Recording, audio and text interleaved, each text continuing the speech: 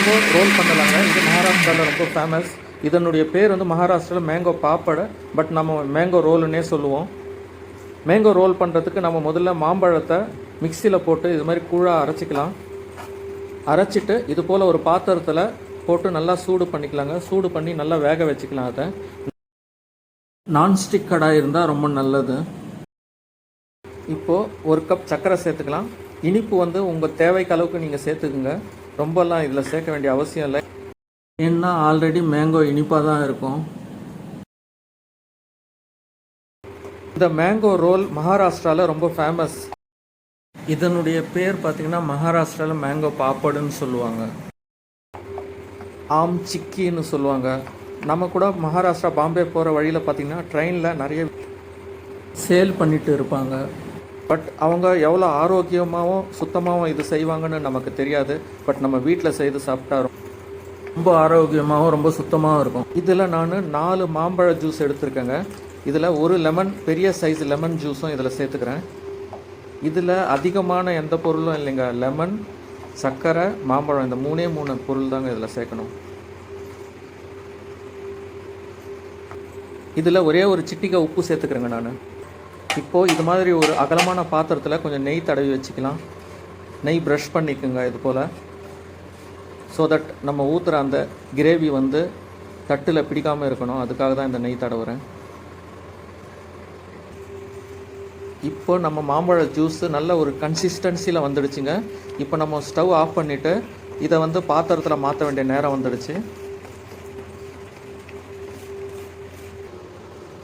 இப்போ நம்ம நெய் தடவி வச்ச பாத்திரத்தில் இது மாதிரி பரப்பிக்கலாங்க. 4 பக்கமும் ஊற்றி நல்லா பாத்திரத்தில் அகலமாக பரப்பிக்கலாம். இதை பரப்பிட்டு சமமாக நம்ம ஒரு கரண்டி வச்சு அதை பரப்பி விட்டுக்கலாம். விட்டுட்டு நல்லா ஃபேன் காற்றுல ஆற வச்சுட்டு ஒரு 2 days, அதாவது ஒரு அட்லீஸ்ட் ஒரு 30 hours வந்து இதை வந்து ஃபேன் காற்றுலையோ அல்லது வெளி காற்றுலையோ நம்ம அப்படியே வைக்கலாங்க. வச்ச பிறகு பார்த்திங்கன்னா இது ஒரு நல்ல ஒரு பிஸ்கெட் மாதிரி வரும். நான் 28 ஹவர்ஸுக்கு அப்புறம் உங்களுக்கு காமிக்கிறேன் இதை எப்படி கட் பண்ணி எப்படி சாப்பிட்றதுன்னு. 28 ஹவர்ஸ் ஆகிடுச்சிங்க. இப்போ நம்ம இதை ஸ்லைஸ் போடலாம் வாங்க. இது போல் ஒரு கத்தி எடுத்துங்க. கத்தி எடுத்துகிட்டு ஸ்லைஸ் போடுங்க.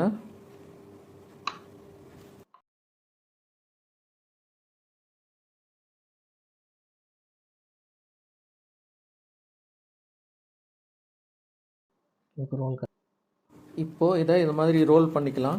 நீங்கள் உங்களுக்கு தேவைன்னா சுகர் பவுடர் பண்ணி மேலே தூவிட்டு கூட ரோல் பண்ணலாம். குழந்தைங்களுக்கு ரொம்ப பிடிக்கும்.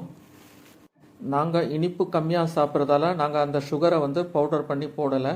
உங்களுக்கு தேவைன்னா நீங்கள் பவுடர் பண்ணி மேலே தூவிக்கலாம்.